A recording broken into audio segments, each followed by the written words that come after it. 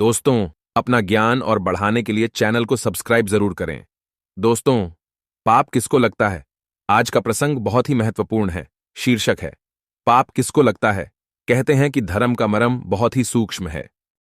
कई बार अच्छा काम करने पर भी पाप लग जाता है। कई बार कोई बुरी मंशा से किया गया कार्य भी पुण्य दे जाता है। कई बार झूठ बोलने पर पाप नहीं लगता। कई बार सच बोलने से पाप लग जाता है।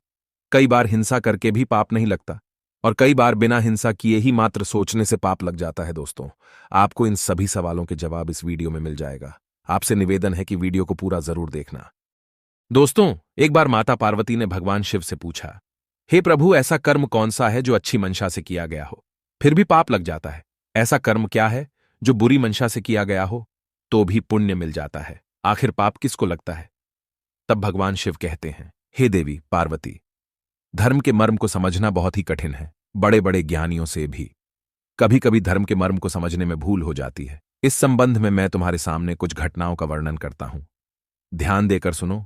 किसी गांव में दो व्यक्ति रहते थे। एक का नाम था पाप बुद्धि, दूसरे का नाम था धर्म बुद्धि। पाप बुद्धि तो पूरे दिन पाप कर्मों में लगा रहता था। चोरी करना, हिंसा, डाका डालना, झूठ बोलना, नशा आदि व्यसनों में पड़े रहना। और धर्म बुद्धि ईमानदारी से मेहनत कर अपने परिवार को पालता था। पूजा पाठ, दान पुण्य में उसकी बहुत रुचि थी। सब जीवों पर दया रखता था। वो किसी भी प्राणी को कभी कोई कष्ट नहीं पहुंचाता था। बिना भजन पूजा के तो भोजन भी कभी नहीं करता था। उसका एक नियम और था। वो रोजाना सुबह शाम चींटियों को खाना खिलाता था और पक्षियों को दाना छुंगाता था। एक दिन धर्म बुद्धि के घर में खाना खत्म हो गया और बाजार से लाने का उसे ध्यान नहीं रहा। उसने सोचा कि अब चींटियों को क्या खिलाऊं, बाजार जाऊंगा तो देर हो जाएगी। उसके घर में कई दिन पुराना गुड़ रखा हुआ था जिसमें सर्दी के कारण सीलन आ चुकी थी। वो गुड़ पिघलकर गीला हो गया था।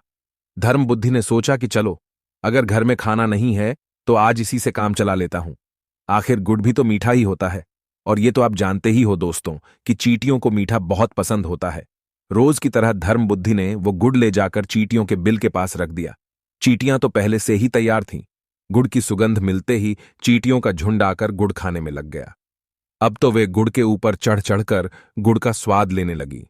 उन्हें क्या पता था कि गुड़ में हवा और धूप लगने से वो और भी ज्यादा गीला हो जाएगा।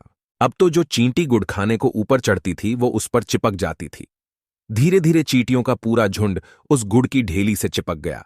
वे जितना ही उससे निकलने का प्रयास करती उतनी ही उसमें और भी ज्यादा गड़ जाती। बेचारी चींटियां जोर लगा लगा के थक गई, पर वे गुड़ से अलग नहीं हो सकीं।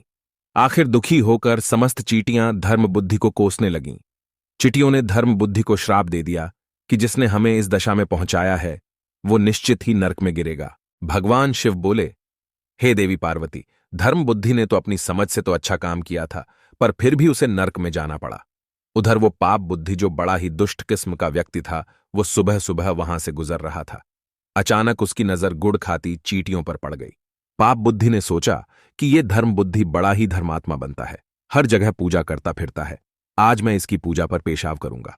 यही सोचकर उसने अपने दुष्ट स्वभाव के चलते उस गुड़ की ढेली पर पेशाब कर दिया। नतीजा यह हुआ कि जो सारी चींटियां गुड़ पर चिपकी हुई थीं, वे सब छूट गई।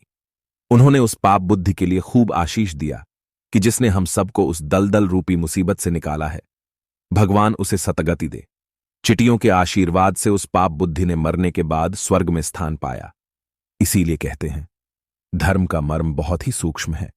जिस कार्य में किसी का हित छुपा हो, किसी निर्दोष की जान बचती हो, तो वो कार्य गलत मंशा से करने पर भी शुभ कर्म बन जाता है।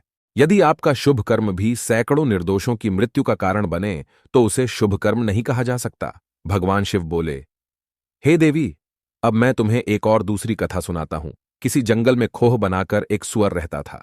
सुअर था तो जंगली, पर उसके अंदर कुछ शब्द लक्षण थे। उसी जंगल में एक बाघ भी रहता था जो बड़ा ही क्रूर और हिंसक था। एक दिन उस जंगल में एक तपस्वी संत आए जिन्हें सांसारिक भोगों से कोई मतलब नहीं था। वे एकांत में आकर ईश्वर का ध्यान करना चाहते थे। संयोग से वे उस सुअर की गुफा में बैठकर भगवान का ध्यान करने लगे। उन्हें यह मालूम नहीं था कि यह गुफा एक सुअर की है। उधर उस सुअर ने देखा कि एक तपस्वी उसकी गुफा में बैठकर भजन कर रहा है। कुछ प्रारब्ध शुभ कर्मों के कारण सुअर के अंदर कुछ सत प्रवृत्तियां थीं। सुअर ने सोचा, ये तपस्वी जरूर सांसारिक दुनिया से दूर आकर भगवान का चिंतन कर रहा है। इसके आने से मेरी गुफा पवित्र हो गई है। ये मेरे घर आया है तो मेरा मेहमान है और इसकी रक्षा करना मेरा धर्म है। मित्रों, कोई नरभक्षी जानवर इन्हें अपना शिकार ना बना ले, इसलिए वो सूअर अपनी गुफा के द्वार पर बैठकर उन संत की रक्षा करने लगा। उधर उस बाघ को मनुष्य की गंध लग गई। वो सूंघता हुआ उसी गुफा के पास पहुंच गया। उसने तपस्वी को बैठे देखा तो उन्हें मारकर खाने की योजना बनाने लगा। तपस्वी की ओर बाघ को बढ़ते देखा तो सूअर ने फौरन उसकी रास्ता रोक ली। ये देखकर वो क्रूर बाघ उस सूअर पर ही हमला कर देता है। सूअर और बाघ के बीच भयंकर लड़ाई छिड़ गई।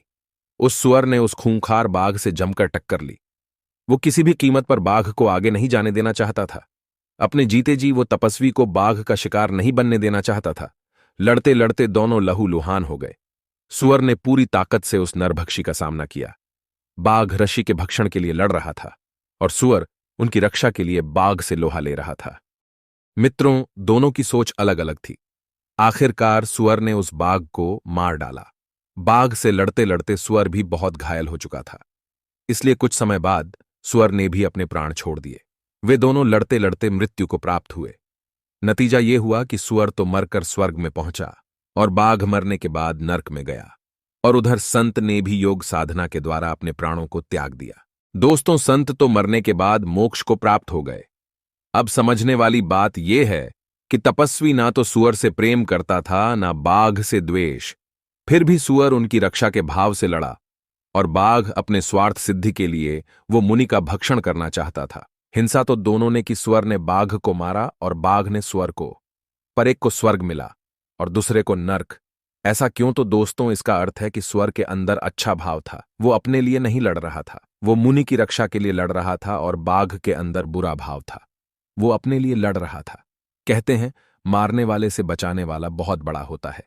इसीलिए सूअर का काम पुण्य कहलाया और बाघ का काम पाप। जबकि बाघ ने तपस्वी की हिंसा नहीं की, तब भी उसे पाप लग गया, क्योंकि उसका भाव ठीक नहीं था। वो रश्य की हिंसा के मन से ही वहां आया था, और सूअर के भाव में परोपकार था। उसका कोई निजी स्वार्थ नहीं था। हिंसा और अहिंसा मनुष्य के भावों से होती है। इसीलिए कहते हैं कि कभी कभी हिंसा करने पर भी पाप नहीं लगता, और हिंसा ना करने पर भी बुरी मंशा होने के कारण पाप लग जाता है। मित्रों, अच्छी मंशा से की गई हिंसा भी पाप की श्रेणी में नहीं आती। यदि कोई दुष्ट व्यक्ति सैकड़ों निर्दोष लोगों को मारना चाहता है और कोई सज्जन व्यक्ति उस दुष्ट व्यक्ति को ही मार डाले, तो उसे पाप नहीं लगेगा, क्योंकि उसने जो हिंसा की वो रक्षा के लिए की, उसमें उसका अच्छा भाव था। और जो अकारण या निजी स्वार्थ के लिए किसी को मारना चाहता है, उसके हिंसा ना करने पर भी उसे पाप लग जाता है, क्योंकि उसके अंदर बुरा भाव होता है। मित्रों, इसी प्रकार झूठ बोलने पर भी पाप नहीं लगेगा। यदि आपका झूठा अच्छे भाव से बोला गया हो, आपके झूठ बोलने से किसी निर्दोष की रक्षा हुई हो। रक्षा करने का अर्थ ये नहीं है कि किसी दुष्ट को बचाने के लिए आप झूठ बोल जाओ, तब तो आपको पाप ही लगेगा, क्योंकि कहते हैं अपराधी की मदद करना, उसकी रक्षा करना भी अपराध ही होता है। किसी निर्दोष को बचाना पुण्य का कार्य होता है। यदि झूठ बोलने से उसकी रक्षा होती है, तो झूठ बोलने का आपको पाप नहीं लगेगा। मित्रों, भगवान शिव कहते हैं, हे देवी मनुष्य, यदि बुरा कर्म भी अच्छे भाव से करता है तो वो पाप का भागी नहीं होता। यदि कोई अच्छा काम भी बुरे भाव से करता है तो वो पाप का भागी होता है। आपका भाव जनहित में, जीवहित में, देश हित में और धर्म हित में होना चाहिए, तो आपको कभी पाप नहीं लगेगा। दोस्तों, मैं उम्मीद करता हूं कि ये वीडियो आपको जरूर अच्छा लगा होगा। तो अगर आप भगवान शिव से प्यार करते हैं तो एक लाइक जरूर करना, कमेंट बॉक्स में लिखें हर हर महादेव, ओम नमः शिवाय।